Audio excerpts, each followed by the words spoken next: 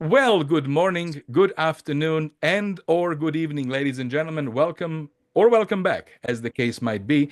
My name is Dalibor Petrovic. I'm the founder of the Summit Leadership Alliance and your host to these TechTonic Conversations, a series of live webcasts that I've been putting on to promote and highlight Canadian technology leaders and Canadian technology, enterprise technology innovations and trends. Today, I have a pleasure to welcome one of the luminaries and legends of Canadian tech leadership community, Bruce Burrows. Bruce, first of all, thank you very much for finding time to be with me slash us today. Good afternoon, good morning to you, Dalibor. It's great to be here, and thanks for allowing me to join you and your online participants. That's Been fun. fantastic. Yeah, Fantastic. Thank you. And for those who are following us, today is April the 9th, 2025. This session is indeed going live. So if anyone has any questions or comments throughout the conversation, please feel free to submit them using the Q&A function of this Zoom platform. And with that, without further ado, let's start the conversation. Bruce, I typically do not introduce my guests. Instead, I ask them to tell us their stories. So maybe that would be our first question. If you can maybe share with us your story, how you navigated your life and your career and where you're at now. wonderful. Thank you for the opportunity, Dalibor. Well, I guess the first place I'll start is I'm now retired or semi-retired, I guess. Yes. I retired from my last role last May, so I'm coming up on my first year anniversary from a 40-year retail career. So you mentioned, 4 decades. It feels like it hasn't been that long, but that's how long it's been. And it's interesting. I did not begin my career as a technology individual. I'd say my 40 years has been kind of equally divided amongst operations, so both in retail operations for stores as well as merchandising, supply chain. And then the last 12 years were in technology, where I was the head of technology for Loblaws for 7 years and then the Empire Group Sobeys for the last five. But I've worked in all angles of retail. I've been in grocery, as I talked about for the last little bit, which includes pharmacy and liquor, but Mm. also mass merchandising, department stores, and even quick service restaurants earlier in my career. The what I'm starting to do now is moving into an advisory services practice. What I've spent a lot of my career doing is helping companies go through complex transformations, Yeah. technology resets, new operating model creations, acquisition integration. Yeah. And so I've now branched out into that area where I'm working with a number of different companies to help them with their go-to-market, to help individuals with what I've learned in going through large-scale transformations so that they can hopefully learn from the things that have worked well for me and avoid the mistakes that I've made by calling them out now. And I have the great experience to be able to work on some nonprofit stuff, which is Mm. working on food insecurity in Canada, trying to help individuals get access to good food. So it's been a wonderful first year of retirement, and I'm hoping to continue on that path. But I've really enjoyed it and haven't occupied all of my time. My pickleball game is starting to improve, and we'll see where it goes from there. Oh, wonderful, wonderful. Well, congratulations on 4 decades of certainly a very, very successful, magnificent, should I say, career. Uh, Obviously, you mentioned you bring a very strong business component as well as technology leadership component in the context of retail and then across different segments of retail. So I would like to get your perspectives on how have you observed the role of a technology leader change over time? Where do you feel the role is now? Like what attributes are essential? And also, where do you feel is the potential of that role going forward? It's it was interesting. So I was asked to move into the technology group at Loblaw because I had a fairly broad business background, and they were interested in having someone that understood the business and could help the business solve pain using technology. And I've seen that actually evolve to be a growing way that people have entered into technology and not grown up from being a coder and all the way grow up up the cylinder and become the head of technology. Yeah. And I really think that that's one of the things that's going to help organizations in adopting technology. I think technology has gotten a bad name in its history from, I'll call it chasing shiny objects, looking for interesting technology that doesn't really solve a business problem. And I think that that's leads you down the wrong path because ultimately a business, unless you're specifically a technology company, you're really in business to deliver a better whatever. And in retail, deliver a better experience for our customer. Yeah. And technology can play a big role in that, but we have to really understand the business in order to have technology play that role. And so, what I believe is happening, and what I think is happening more and more, is we're finding more crossover of people from technology into business to learn the business and business into technology to help make sure technology is being deployed with the highest and best use in solving pain points for businesses. Yeah. Yeah. So like integrate like the overlap of knowing the technology and knowing the business is the formula. I think so. Yeah. And I think it helps because it's, you think about, I think many corporations are business are relationship oriented. And I think relationships form because people have empathy and understanding for what each side is Yeah. trying to accomplish. Yeah. And I think it's helpful for senior leaders to move into technology so they understand how technology can help. And it's helpful for technology leaders to move into the business to see how the business runs so they can be a better technologist. So I do believe that crossover is one of the key things that's going to really help technology get adopted better inside organizations, which I think is the critical thing. Spending money on technology and not getting the benefits is is horrible because we all Absolutely. need to generate a return on that. And I want to, I think it's important that we are delivering things that deliver an ROI. And I think the best way to do that is have that understanding and empathy for how the business runs, what pain points need to be resolved, and how technology can be an enabler to do that. Yeah. So what I'm getting from your message here is that the onus is not just on the technology leader to understand the business. The expectation actually has to also be for all the business leaders to truly lean in and understand technology that they need for their business, for their part of the business to succeed, right? And that Yeah, could be done. That could be done as like you're describing your personal example of you being a business leader of the business function, moving into the technology function, and then staying and succeeding in it. yeah, But there is perhaps also a lingering here. Let me know if I got it right.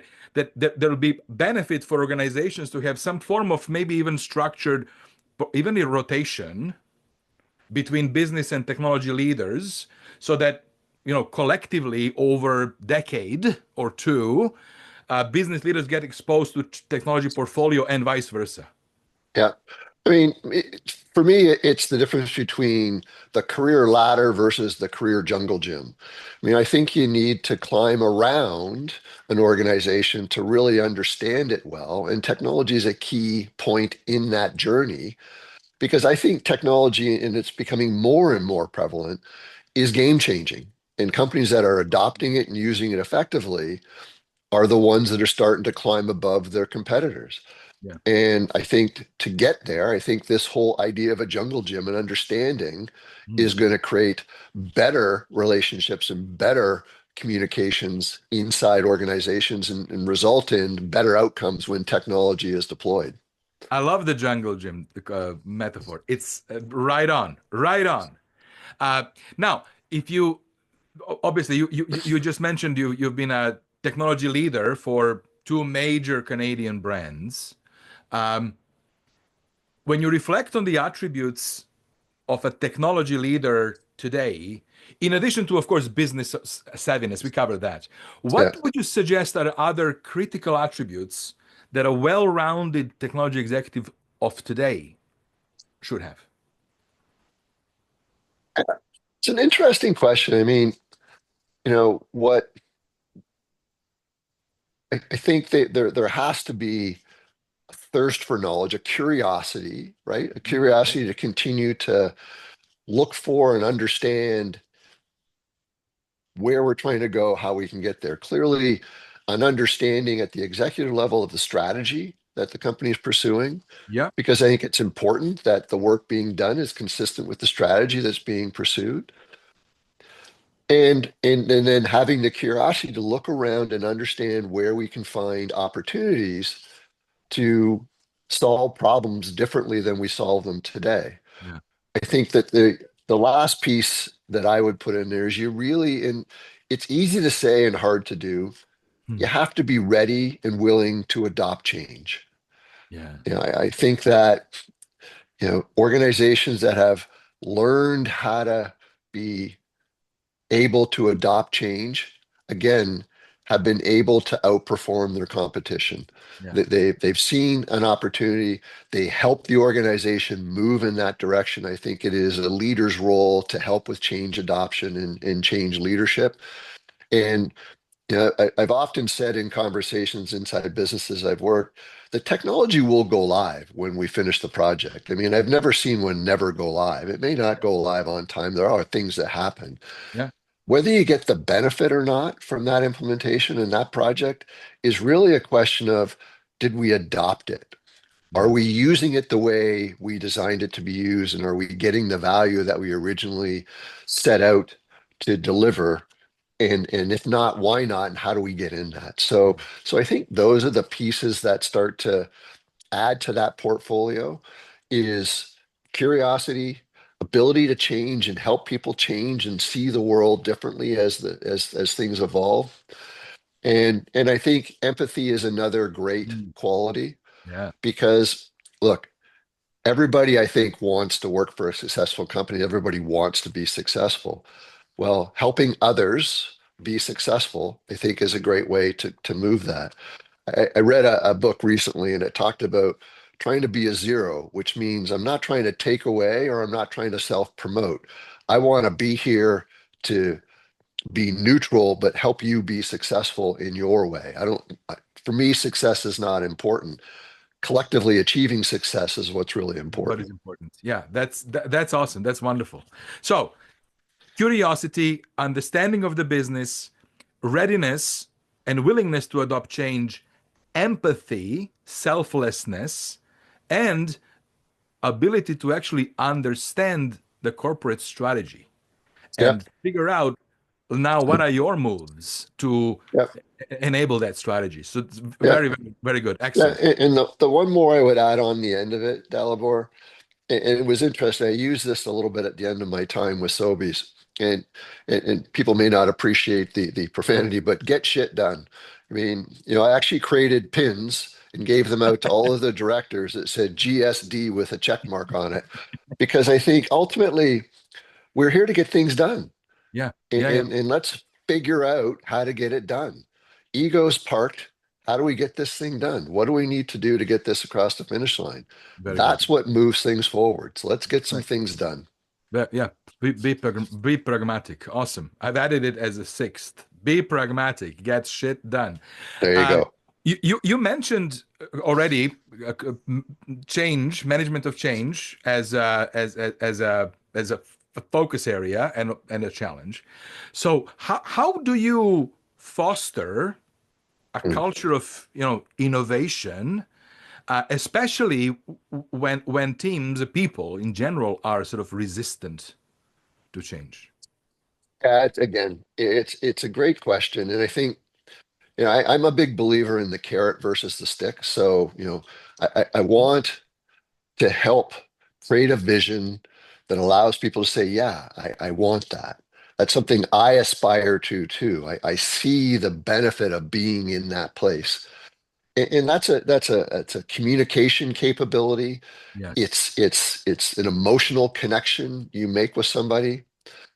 And it has to be rooted in, again, earlier conversation, but knowledge of, if I'm talking to the supply chain team, what keeps them awake at night? Yeah, yeah, Why would they want to embark on it? Because look, technology projects are hard. change management is hard. What's Yes. going to make someone want to go down that road? Yes, you can be told to do it, and that can be the only way it happens, but that needs to happen at a very senior level in an organization. Yeah. Typically, peers, we want to convince each other it's the right thing to do. We want to have a shared vision for what that is and an understanding of what our individual roles are to make that vision a reality, then hold ourselves to account on delivering against that. So for me, it's about the carrot.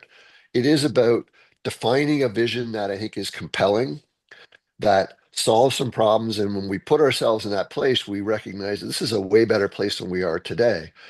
Now we focus on how are we going to get there. Yeah.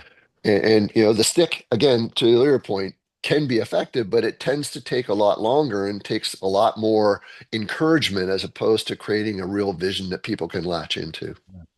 So what I'm extracting here from you, and I actually agree with you on this, it is the onus is actually on a leader to be able to articulate a better future, a better, more compelling, exciting future. Yeah. That's number one, I think you mentioned. And then be able to communicate that excitement and sort of radiate it out into the organization to get others to see that vision, adopt it as the shared goal, shared Yeah. objective, and then create an environment that will be conducive for people to actually enthusiastically work Yeah. towards it, right? So it's about creating that excitement, that compelling vision, creating the environment, and then encouraging everybody to figure out what is their individual contribution towards, like perhaps that's maybe what we call alignment. Yeah. So compelling vision, great environment, and alignment. Yeah. And then it's holding each other to account, right? I mean, Yes. it is. There's an accountability that has to be there. Yes. And, you know, technology projects, if they don't go live, is that technology's fault? No, I think it's collective, right? You know, there is not a one point of failure on large programs. There just isn't. Yes. And I think if everybody's owning their component and holding each other to account, and we're having good, open, honest dialogue about why we are where we are and what we need to do to get past that, then I think we're going to, again, check the egos and move beyond and get things done, which is what we want to do. Yeah. Yeah. Yeah. Very good. There's the framework. We just described it now, right? Yeah. Very Yeah. good. Excellent. Um, Now, you mentioned you spent the last more than a decade as a leader of a technology domain for two major Canadian brands. Uh, how would you define success Hmm. in a role of a technology executive? And perhaps how has that definition of success perhaps changed over years for you? Yeah, I don't know that for me, it hasn't changed that much over time. Hmm. There's an old analogy, which is every person is really their fingers in a bowl of water. When they pull it out, when the ripples stop, their impact has the company will absorb around that individual in the end, and nobody's irreplaceable. And I agree with that. What I feel proud of is success for me was leaving things better than I found them. Making a difference, leaving some footprints, whether that be the development of a strong team, hiring of strong individuals, getting some critical projects completed, helping a business transform into its new self, helping an acquisition get properly assimilated and moving forward so we reap the benefits of those things. So for me, success has always been rooted in, did I make a difference? Was my time there valuable? Did I help the company become better than it was before I got there? And when I look back on my career, I feel proud of the things that I was part of working with. None of these things are individual contributor things. So I'm not going to sit here and tell you I was the reason why this happened. But I can tell you that I work with some amazing people and feel proud of the work that we accomplished at a number of different organizations and certainly in the technology area. So for me, that's my biggest definition of success. Did I make a difference? Did I leave things better than I found them? Did I put in place some people that are now taking taking the torch and carrying it further. And I feel like, yes, I've done that. And it makes me happy. And it, as I think back on my career, I feel like, yeah. And I still have relationships with a lot of those Yeah. people, which I also find to be gratifying. Yeah. So, if I was to summarize what you just said, m- the success, as you defined it, is le leaving the organization better than you found it, leaving the organization better than you found it. In your case, doing it as part of a team, as part of the group. Yep, You so that so it's not about you, it's about what we collectively accomplished. But then a third part, I think, superbly important, is making sure that you have left the team in place that is capable to further carry on, right? That it's yep, not really does it doesn't wither and die as you leave, but it's set up to further succeed, right? exactly. And organizations are living, breathing entities, right? They always go through change. People leave, people come, but what helps them be continuously successful is a DNA that gets created by the leadership that allows new leaders to be as successful as the previous ones did. Yeah, yeah, excellent. Very, very, very, very good, and actually very, very wise advice for leaders to think of as they contemplate sort of what is my impact going to be, what is my mark here going to be. Uh, Maybe we shift turrets a little bit. I'm curious to get your thoughts on, like, we are living in a moment of incredible change and disruption. Technology is coming left, right, every day.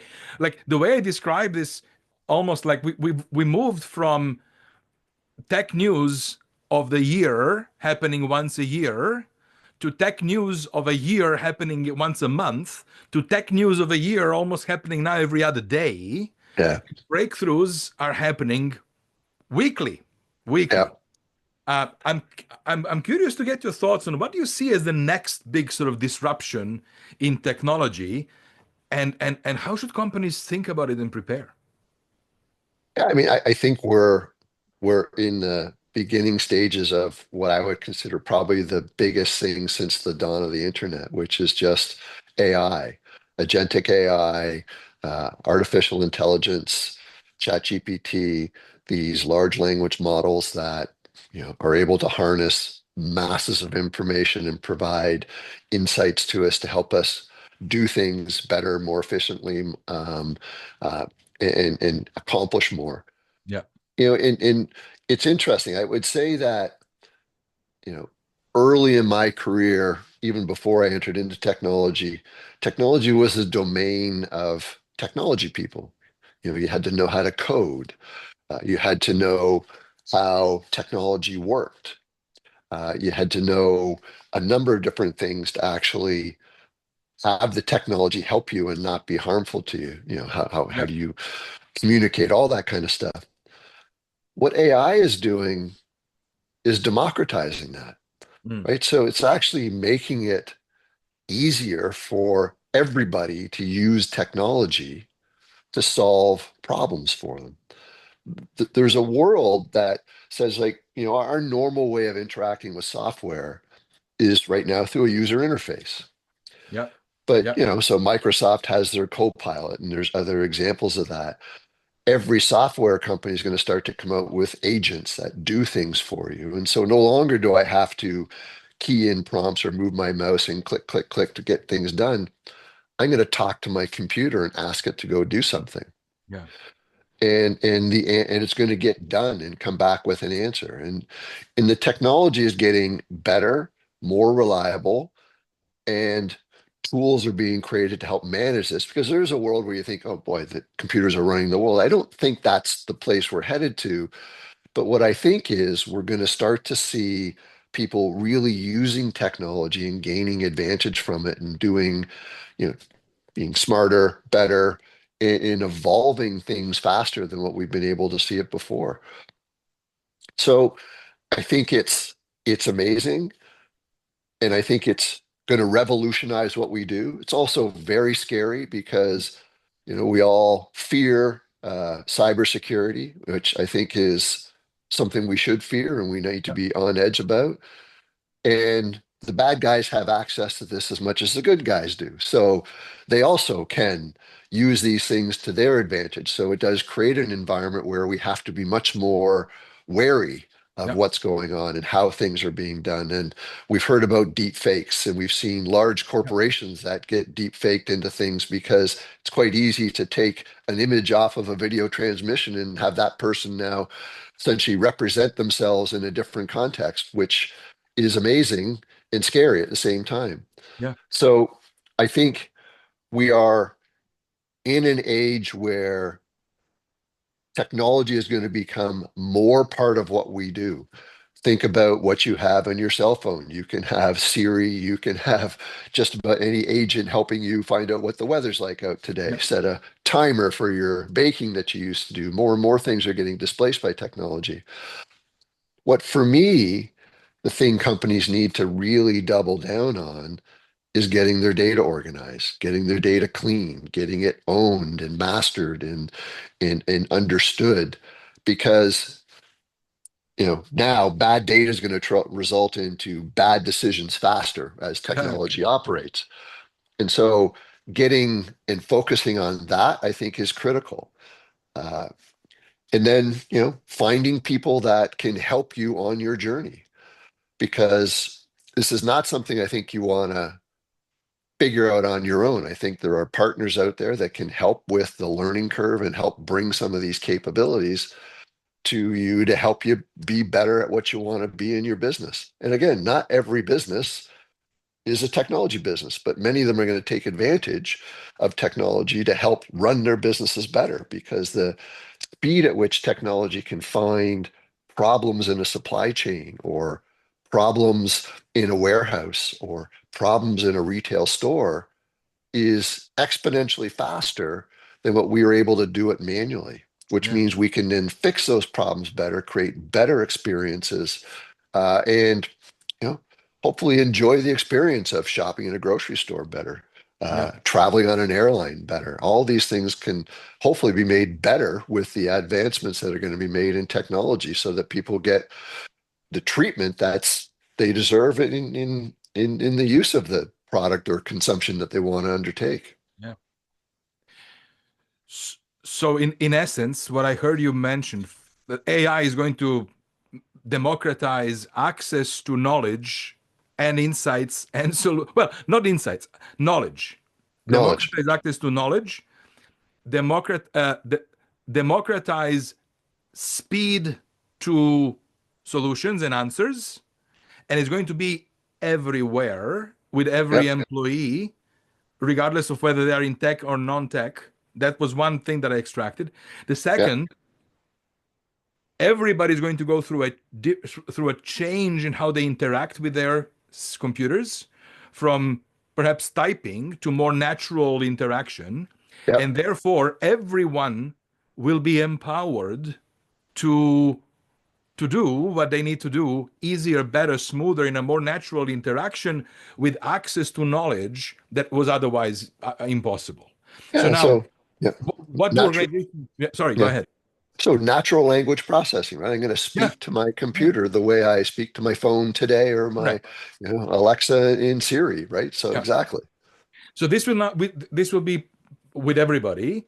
Organizations need to worry about implications of cyber Yeah. security in that environment, and that probably not only includes attacks but also leaks.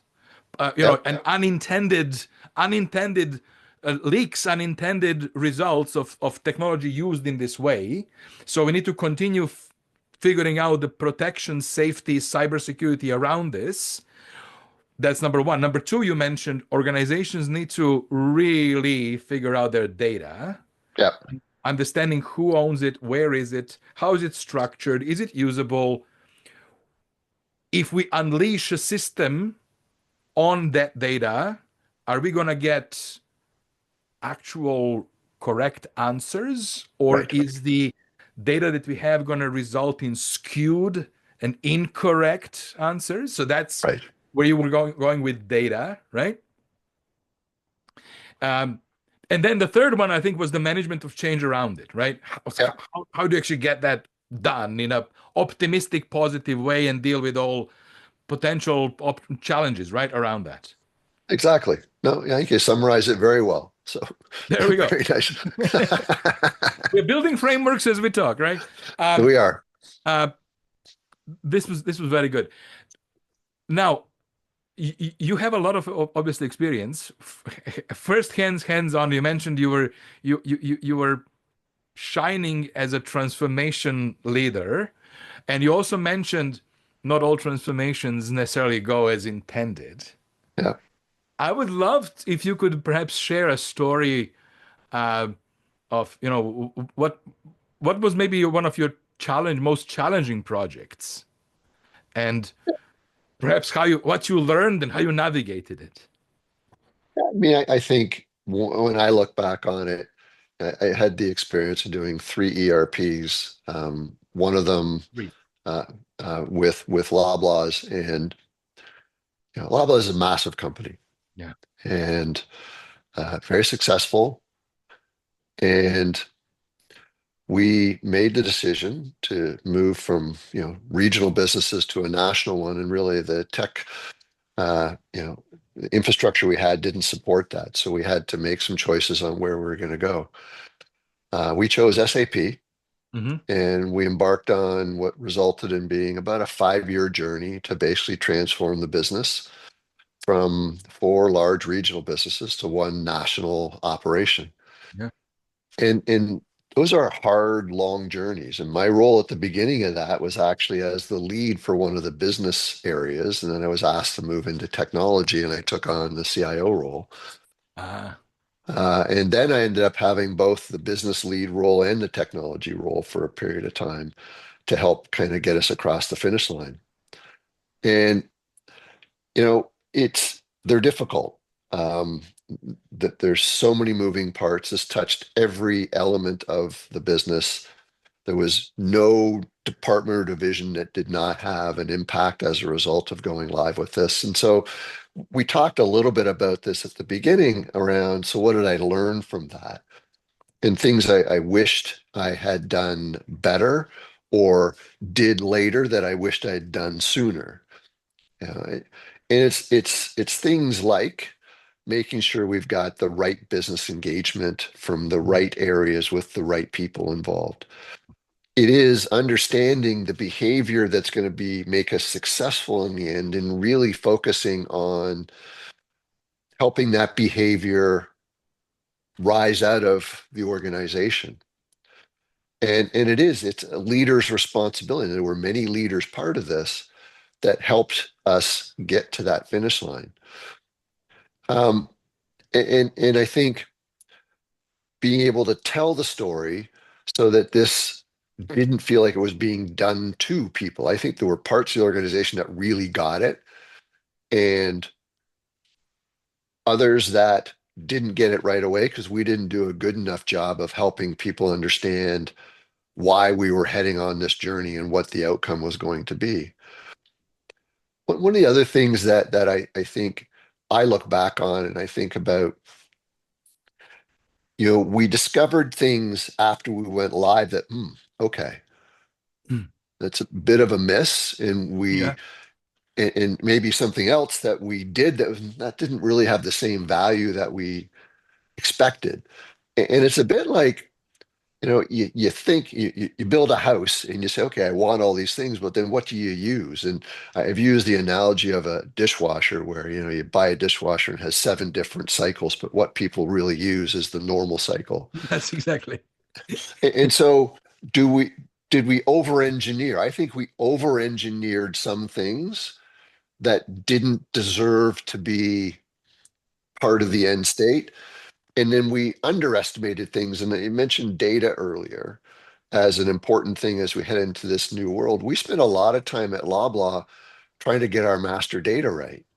And the reason why it was so challenging was because SAP forced a discipline on us, which is get it right into SAP because that's your only place where your data is mastered. Yeah.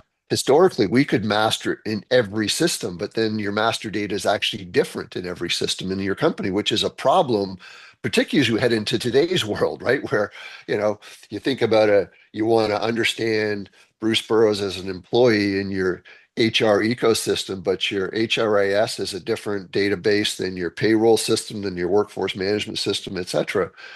Well, how do I get a picture of Bruce? How many hours did he work? What benefits does he have? What's his home life like? All that kind of stuff. Well, I can't if my data's wrong Yeah. and it's inconsistent.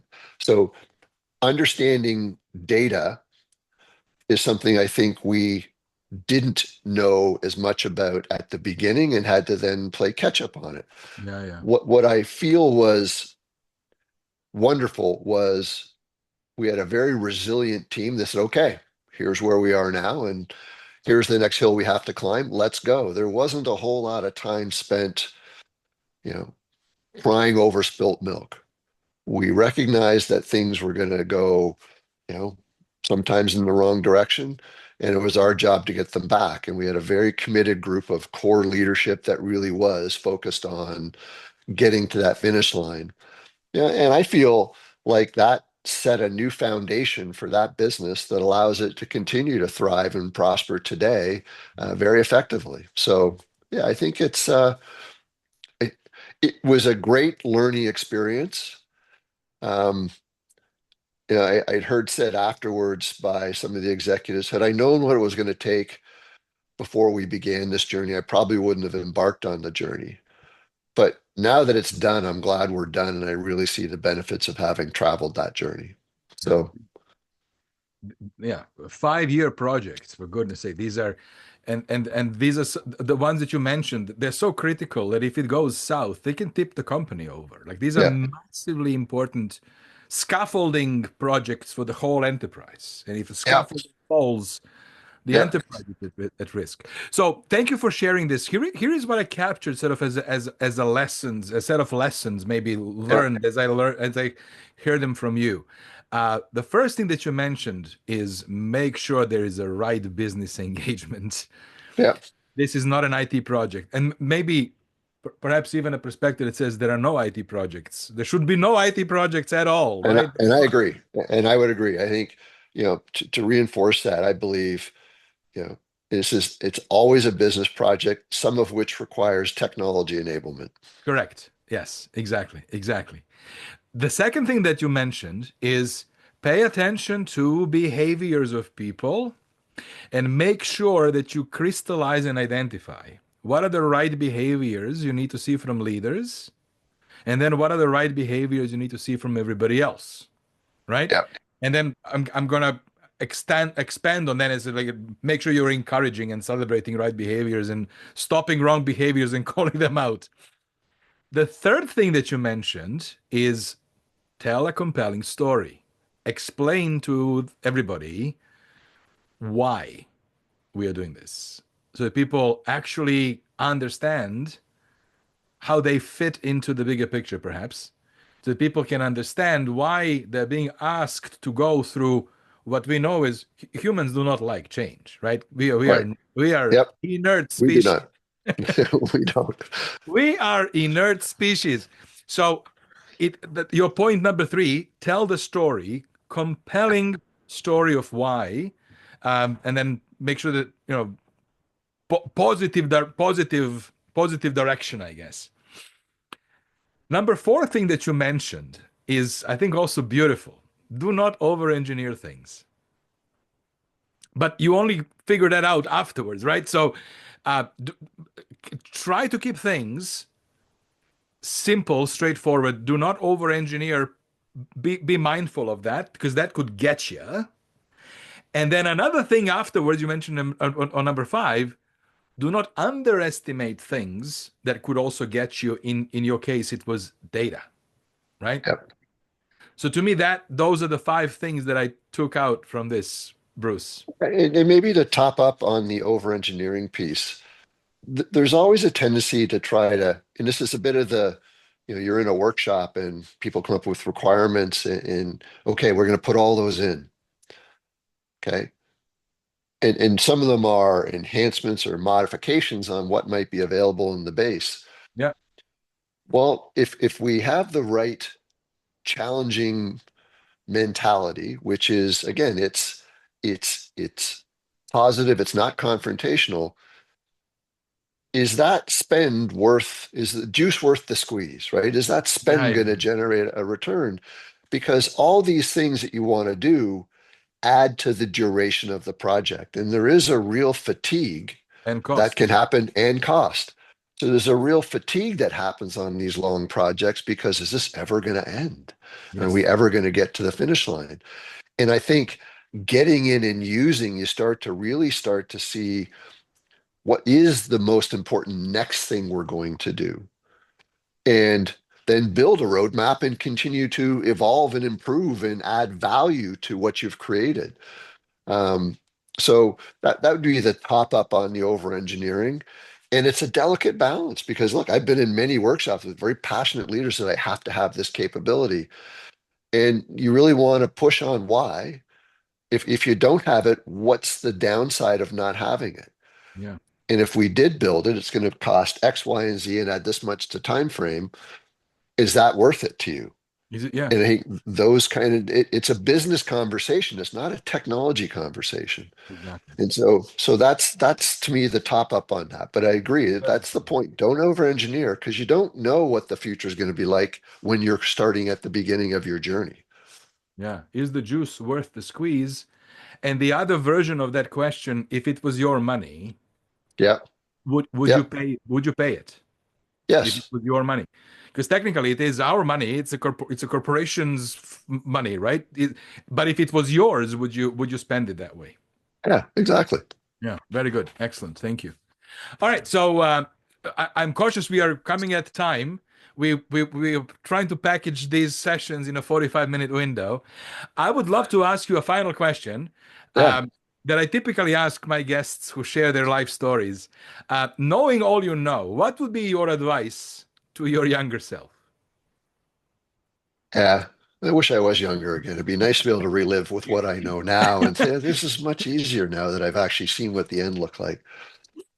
I think the what I would wish my younger self had done more of was when you have a point of view, make sure you expose it, you say it, you contribute to it. And that's it, your different levels throughout your career. But I find that a lot of times, particularly younger people, even some more senior ones, stick to their area. And I think everybody has a point of view on different things. And I think if we share it in a constructive way, we get better decision making.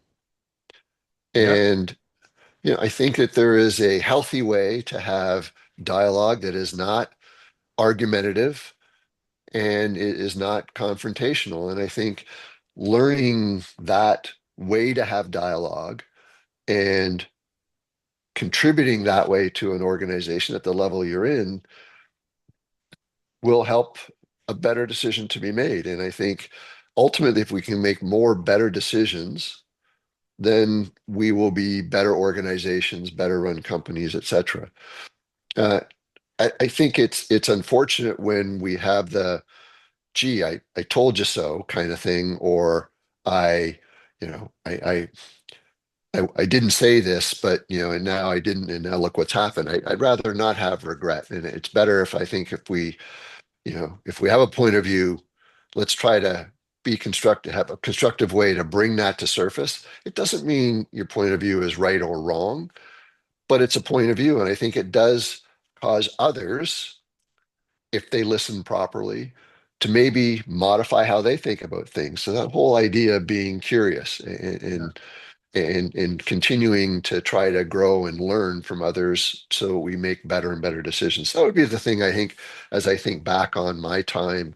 I was a quiet person that said, okay, I know this, but I don't really know a little bit about this. I'm not going to weigh into this particular conversation. So, So is it uh, be curious plus be courageous to speak up? yeah, I think that's a nice way to summarize it. Curious and courageous. Yeah. Curious and courageous. Yeah. That's Yeah. wonderful. That's wonderful. Bruce, thank you so much. This was, as I knew it was going to be, a masterclass in leadership. Thank you for sharing your story and reflecting on lessons you've learned. And for our audiences, this session has been recorded. It'll soon be posted on YouTube channel TechTonic Conversations. And please join me tomorrow if you're interested. I'm going to be joined by Usman Sheikh from Dubai, and we are going to be talking about the disruption of professional services industry. Wow. Usman is a venture investor in companies that are disrupting traditional professional services model, and he'll be joining me tomorrow, same time, noon Eastern, and we'll be unpacking this disruption of professional services. So I will welcome you to join us for that conversation if you haven't registered yet. With that, Bruce, thank you so very much. All the best, and look forward to staying in touch. It was a great pleasure, Dalibor. Thanks for the opportunity. Have a great Thank day. you. Bye-bye.